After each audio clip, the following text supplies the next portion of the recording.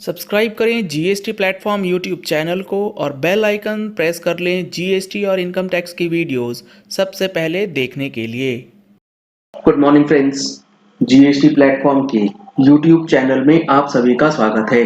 जी हाँ फ्रेंड्स, अप्रैल 2021 से जब आप इनपुट टैक्स क्रेडिट क्लेम करेंगे तो आपको अब एक न्यू कंडीशन जो है वो भी चेक करना पड़ेगा।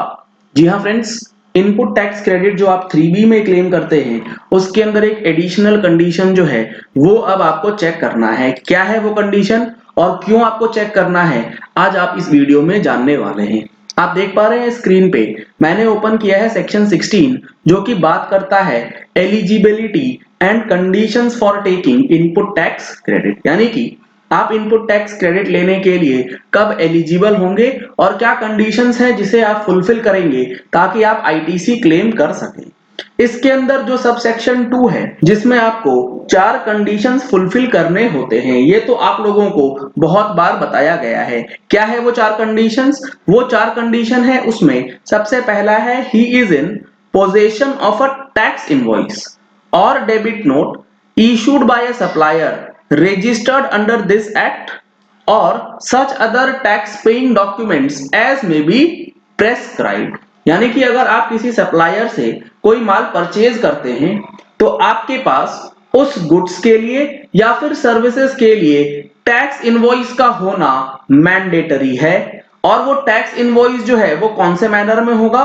वो उस मैनर में होगा जो कि प्रेस्क्राइब किया गया है जीएसटी रूल्स के अंदर। अब यहां पर एक नई कंडीशन जो है वो आपको 1 अप्रैल 2021 ऑनवर्ड्स समझनी है। कौन सी है वो कंडीशन अभी हम लोग देखेंगे।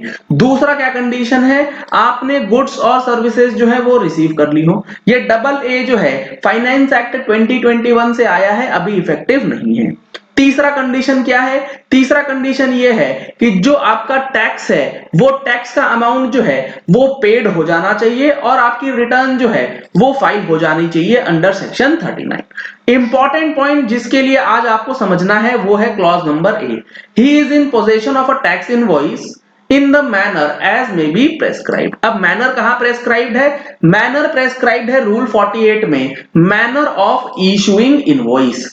1 अप्रैल 2021 से आपको यह चीज मालूम होना चाहिए कि अगर आपके सप्लायर का टर्नओवर 50 करोड़ रुपए से ऊपर चला गया किसी भी फाइनेंशियल ईयर में, 17-18 में, 18-19 में, 19-20 में या फिर 20-21 में, तो उसे 1 अप्रैल 21 ऑनवर्ड्स जो है ई इनवॉइस बनाना होगा रूल 48 सब रूल 4 के तहत। यानी कि manner of issuing invoice for the persons having aggregate turnover of 50 crore is electronic invoice. तो कंडीशन आपको क्या चेक करनी है? कंडीशन आपको ये चेक करनी है कि जब आप माल परचेज करें तो वो बंदा क्या इलेक्ट्रॉनिक इनवॉइस के लिए लायबल है 48(4) के अंदर। अगर है तो वो इलेक्ट्रॉनिक इनवॉइस ही जनरेट कर रहा हो।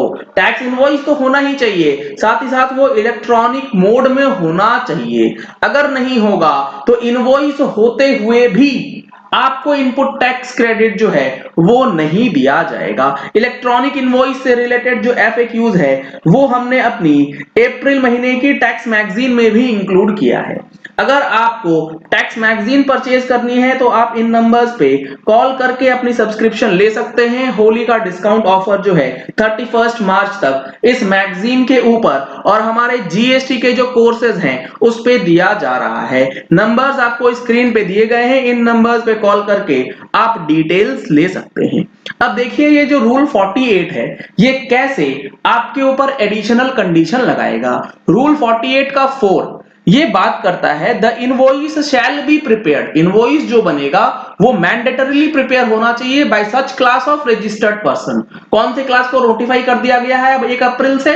50 करोड़ से ऊपर वालों के लिए। Bye including such particulars contained in INV1। INV1 is a format जिसमें आपको इनवॉइस से रिलेटेड डेटा पंच करना है और उसको ई इनवॉइसिंग पोर्टल पे अपलोड करके IRN जनरेट करना है। दैट मींस ई इनवॉइसिंग का प्रोसेस कंप्लीट करना है। After obtaining N invoice reference number by uploading the information in the common GST electronic portal, provided that the commissioner on the recommendation by notification exempt the persons to whom such electronic invoice generation is not applicable. 48(4) कहता है आपको बनाना है अगर आप notified हैं और 50 करोड़ से ऊपर वाले नोटिफाइड हो चुके। इंपॉर्टेंट पॉइंट है सब रूल 5, ये कहता है every invoice issued by a person to whom sub rule 4 applies, यानी कि वो पर्सन जिसके ऊपर सब रूल 4 अप्लाई हो गया, दैट मींस जिसके ऊपर ई इनवॉइसिंग लागू हो गया इन एनी मैनर, और वो बंदा क्या कर रहा है, इनवॉइस इशू कर रहा है इन एनी मैनर, और किसी मैनर में other than the manner specified in the said sub rule shall not be treated as a invoice. जो बंदा 48(4) के अंदर एप्लीकेबल हो चुका है ई इनवॉइसिंग के लिए, वो किसी भी और मैनर में करता है otherwise than of electronic invoice, तो वो जो इलेक्ट्रॉनिक इनवॉइस के अलावा टैक्स इनवॉइस बनाया गया है उसको नहीं माना जाएगा कि वो इनवॉइस इशू हुआ है। जब इनवॉइस इशू ही नहीं हुआ तो आपके पास टैक्स इनवॉइस जो है 16(2)(a) के अंदर जो आने वाली कंडीशंस है वो आप फुलफिल नहीं कर पाएंगे।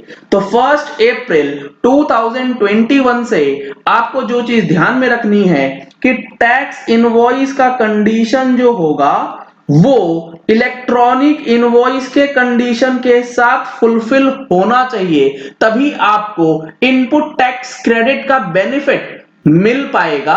अदरवाइज इनपुट टैक्स क्रेडिट का बेनिफिट जो है वो आपको नहीं मिलेगा। इसके साथ साथ जो चेंजेस होने वाले हैं वो है HSN से रिलेटेड चेंजेस। अगर आपके सप्लायर जो इनवॉइसेस इशू करते हैं वो अगर मिनिमम 4 डिजिट HSN कोड नहीं डालेंगे तो आपका इनपुट टैक्स क्रेडिट जो है वो रुक सकता है, क्योंकि इनवॉइसिंग इशू करने के लिए जो मैंडेटरी क्लॉजेस है, जो मैंडेटरी फील्ड्स हैं, उसमें HSN डालना जरूरी है। 1 अप्रैल से 4 डिजिट डालना मैंडेटरी है अगर आपके सप्लायर का टर्नओवर या आपका टर्नओवर 5 करोड़ से कम है और B2B का है। अगर 5 करोड़ से ऊपर है तो 6 डिजिट HSN जो है वो मैंडेटरी कर दिया गया है। तो HSN और ई इनवॉइसेस से रिलेटेड जो FAQs है वो हमने अप्रैल महीने की टैक्स मैगजीन में आप लोगों के रेफरेंस के लिए इंक्लूड किया है। इन नंबर्स पे कॉल करके आप डिस्काउंटेड प्राइस का बेनिफिट उठा लीजिए और अपनी सब्सक्रिप्शन जो है वो जल्द से जल्द कर लीजिए। चलिए इस वीडियो को यही एंड करते हैं। आशा करते हैं कि आपको समझ आ गया होगा कि अप्रैल 21 से जो ये नया कंडीशन आने वाला है इसका क्या इंपैक्ट आपके ऊपर इनपुट टैक्स क्रेडिट के लिए पड़ेगा। Thank you and have a nice day. Subscribe करें GST प्लेटफॉर्म यूट्यूब चैनल को और बेल आइकन प्रेस कर लें GST और इनकम टैक्स की वीडियोस सबसे पहले देखने के लिए।